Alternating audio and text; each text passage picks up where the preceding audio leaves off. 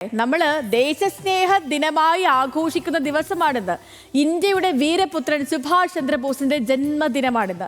1943 October മാസം സിംഗപ്പൂരിലെ ആകാശവാണി നിലയം ആസാദ് ഹിന്ദ് സർക്കാർ രൂപീകരിക്കുന്നതിന്റെ തലേ ദിവസമാണ്. സിംഗപ്പൂരിലെ കത്തുന്ന വെയിലിൽ തന്റെ സൈനികരെയും സഹപ്രവർത്തകരെയും അഭിസംബോധന ചെയ്യാൻ നിൽക്കുകയാണ് നേതാജി. ആ സമയത്ത് അദ്ദേഹം ഒരു കൊച്ചു പെട്ടി തൻ്റെ കയ്യിൽ കരുതിയിരുന്നു. അതിനകത്ത് എന്താണെന്ന് അവിടെയുള്ളവർക്ക് അറിയുമായിരുന്നില്ല. അദ്ദേഹം മെല്ലെ ആ പെട്ടി തുറന്നു. അതിൽ പട്ടുതുണിയിൽ പൊതിഞ്ഞ കുറച്ച് മണ്ണായിരുന്നു, തൻ്റെ മാതൃരാജ്യത്തിൻ്റെ മണ്ണ്. ബ്രിട്ടീഷുകാരാൽ തടവിലാക്കപ്പെടുമെന്നുറപ്പായപ്പോൾ പ്രവാസിയായി നാട് വിടേണ്ടി വന്നപ്പോൾ അദ്ദേഹം രഹസ്യമായി കൂടെ കരുതിയത് താൻ ഏറെ സ്നേഹിക്കുന്ന ഭാരതത്തിൻ്റെ മണ്ണ്.